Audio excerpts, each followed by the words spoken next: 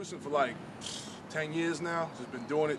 I first picked up guitar, keyboard, natural shit, organic, and I started using FL Studio. That was like my first program I ever used. You know what I mean? And from there, I just kind of kept evolving. Like I started out with doing rock, like a lot of like guitar work, because I came from that. You know what I mean? And then from there, I built up. I started doing like techno, you know. And then one time, my friend, because I used to not like hip hop at all. One time, one of my friends, Nick Akins, rest in peace. He showed me some hip hop, and I was like, at the time, it was like foreign to me. I never really grew up with it because my father at the time, he always played rock. My parents always played rock, all that. So I didn't grow up in an urban area rap community. I didn't grow up in that. You know what I'm saying? So I had to adapt to it. At first, I didn't like it, and he showed me Onyx. And as soon as I heard Onyx slam, dude, I was like, oh my God. Like that was because it was a bunch of dudes yelling. So it kind of went back to the rock roots, but it was still hip hop. So I got it right into that, man. I started making hip hop beats, getting really into it. I started doing like the real raw, like underground hip hop style boom bap. That's what I really started out with. And then from there I evolved. Like every year since then, every year I change it up. Like the first year I did boom bap. Second year I started doing like the Eminem, Dr. Dre, doom doom doom doom doom doom doom, like that kind of bounce. And from there I moved to Dirty South. The next year, like right around 07, 08, did Dirty South. And then from there I started doing like experimental records. I started incorporating the rock that I listened to in the past, like Radiohead, one of my favorite bands ever. Radiohead, a lot of Pink Floyd inspiration, like Beatles. I started taking that and mixing it into hip hop, which a lot of people don't do. You know what I'm saying? Just now, you're getting a lot of artists coming out with this, like, you know, black hippie and stuff, with this real, like, experimental sound without the shittiness of Kid Cudi. You know what I mean? Like, so I started doing that, and then after that, I started realizing, like, techno started getting real prominent ever since, like, Lady Gaga came out.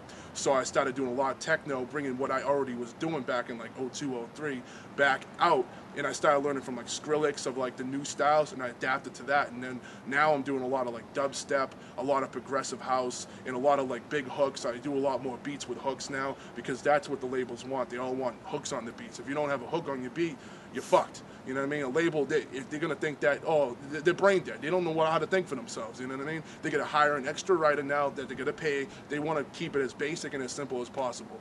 So you want to work out a bigger cut. You get to produce the record and write the record. So fuck it. You know what I mean? So right now I'm working on a lot of labels, label projects, all kinds of shit. I'm working with a label, Chat Vision, right now, doing a bunch of big things. I'm about to do the I Stand Beats of the Beats 6 coming in November. So keep a lookout. We started with the guitar with like a regular CD burner back in the days where you couldn't even like do the 2x burn. You had to burn it like the same speed as the CD. You know what I'm saying? Like I started with that, and I'd play into it and record live into a CD burner. At the time, it was like 6th grade, 7th grade. I thought that was the fucking coolest thing in the world, dude. I'm like, I'm on a CD, you know what I mean? Like that was so cool to me. So I'd take like a keyboard and I'd start making all these keyboard tracks, and I came up with like 4 different little albums when I was like in 7th grade. Just me playing the keyboards and just practicing and practicing and practicing. I mean, at first it started with me just messing with keys, and by the 4th album, I started messing with reverbs and delays and all kinds of different like cross components. I started customizing my sound more. It went from, you know, default shit to like my own shit, you know what I'm saying? So I've taken that same formula, and right after 7th grade, I jumped into FL Studio, and that's my first real program I used. Before that, I used a program called Tono's TCA, and that's basically an 8-track recorder inside of the computer. It's real ancient shit. Actually, my uncle showed me, rest in peace. He showed me. He was like the musician in the family before me, and he showed me it, and it was fucking dope. I used to do 8 tracks on there, but it was like the CD burner. I couldn't go and edit the waves. I had to kind of roll with what was on there. But when FL Studio came along, dude, I was in a new world.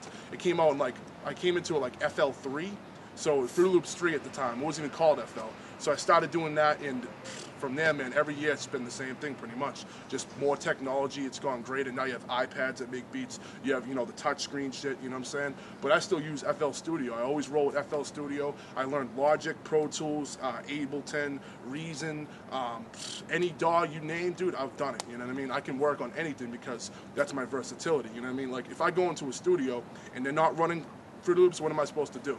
You know what I'm saying? That's the thing about these new producers these days. They get a crutch. You know what I mean? Like FL Studio, like all these producers after Little John came out, all wanted FL Studio. So it's like, all right, that's all they know. You put them on a Pro Tools console, they fucking suck. You know what I'm saying? They don't know what the hell they're doing. I know what I'm doing. I switch it up every time, and I try to educate myself in everything. And I empower anyone else that's a producer, do the same thing, because you're going to be fucked, man. You're going to go into a studio with some big wig heads, and they're going to be like, well, he doesn't know how to use Logic, get him the fuck out of here. Real talk. You know, when I'm in a crowd full of people, you know, usually I can find a pocket. Like if someone likes dubstep, I got 10 dubstep beats in my phone ready to go. If someone likes hip-hop, I got 30 hip-hop beats in my phone ready to go. You know what I mean? I can go anywhere, and that's what's cool about doing everything is that you can appeal to everyone. And that's when you're shopping tracks. You got one, you know, CEO saying, oh, I want techno. You got another one saying, I want hip-hop. And then you can kind of find a crossbreed. And lately, actually, what I've been doing is creating a lot of tracks that combine hip-hop with techno, with dubstep, with rock, everything that I've learned, and I crunch it into one beat. So then you get the dubstep heads that like the same beat that the hip-hop heads. I'm trying to mold these people together versus just having a distinct sound in one genre and a distinct sound in another genre. I'm trying to combine it and create my own sound. And that's what my mission is right now, to bring the community back to a more open perspective. If someone hits me up for a beat, they hit me up personally and say, hey, Nox, you're really good. I like your shit. Do you have any beats? And what I do is I send them a sampler. And I'll send them a sample of anything they're looking for. So it's more of a customized way of reaching to them. You know what I mean? Instead of combing through a page looking for, oh, this beat sounds like Drake, or this beat sounds like Big Sean, or this beat sounds like blah, blah, blah, blah, blah, you get one customized sampler tuned to what you already want sent to you directly to your email. And it's so personal, it's so custom that no one else is probably going to get that same beat. I'll try to hold it, you know what I'm saying? I'm pumped for a lot of things right now, actually. I was doing some track dumps for T.I., some shit for Big Sean, Shakira. I go to the pop too. I got some shit that was going for Rihanna. She's working on a next album. I submitted a couple tracks with S1. That's he's part of Rock Nation. He did work with Kanye, did Power. He did Beyonce's Best Thing I Never Had.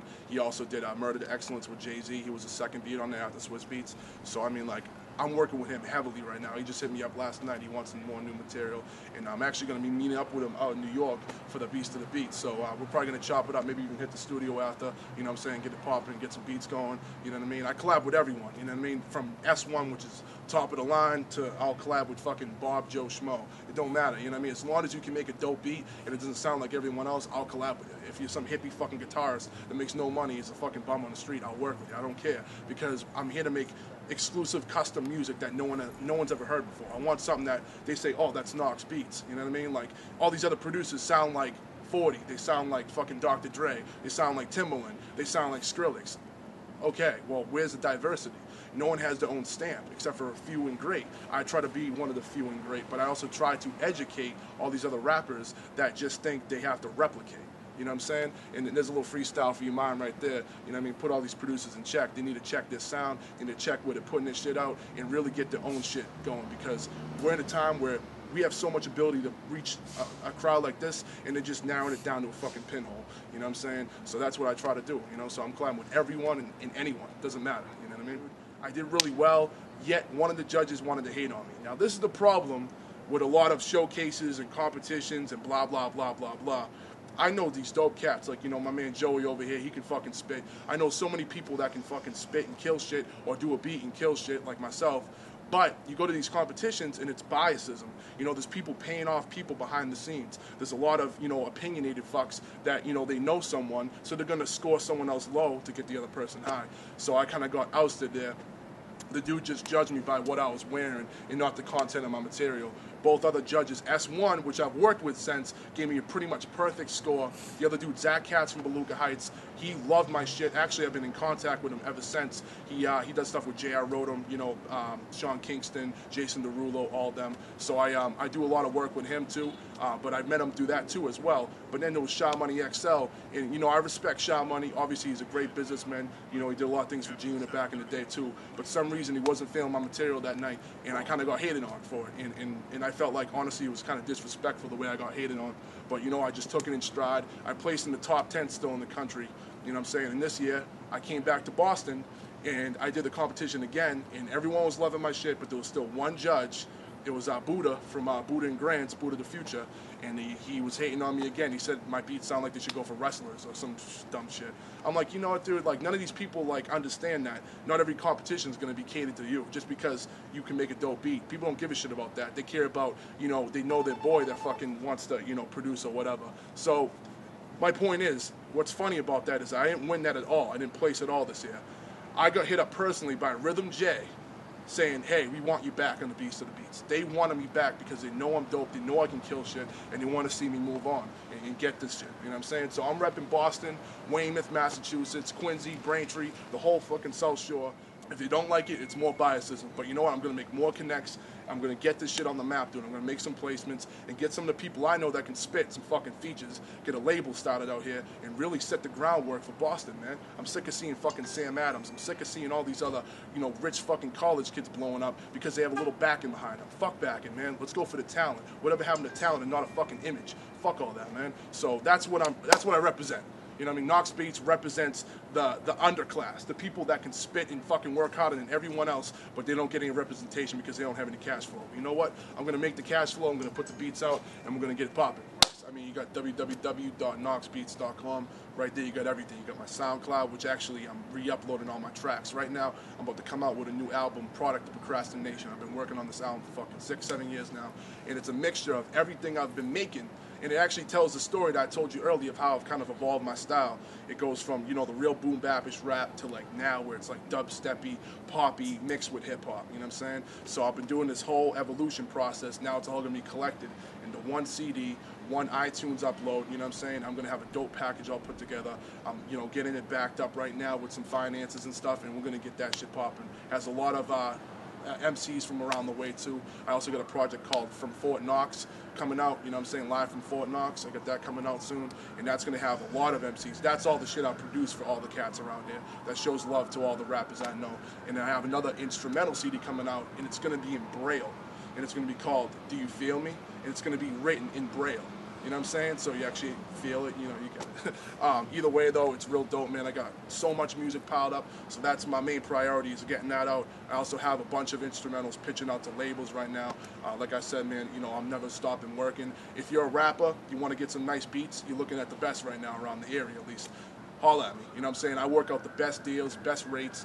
You know, I won't break your pocket, but I'll give you a sound that's comparable to Dr. Luke, that's comparable to Dr. Dre, comparable to Skrillex, comparable to the top of the top, you know what I'm saying, for a fraction of the cost. You know what I mean? So, I mean, check out noxbeatz.com, noxbeatz@gmail.com if you want to email me directly. You know what I mean? Like, all my info's on there, so just hit me up on there. Yo, it's Nox Beatz Productions, repping NEHip-Hop.com. Get with it.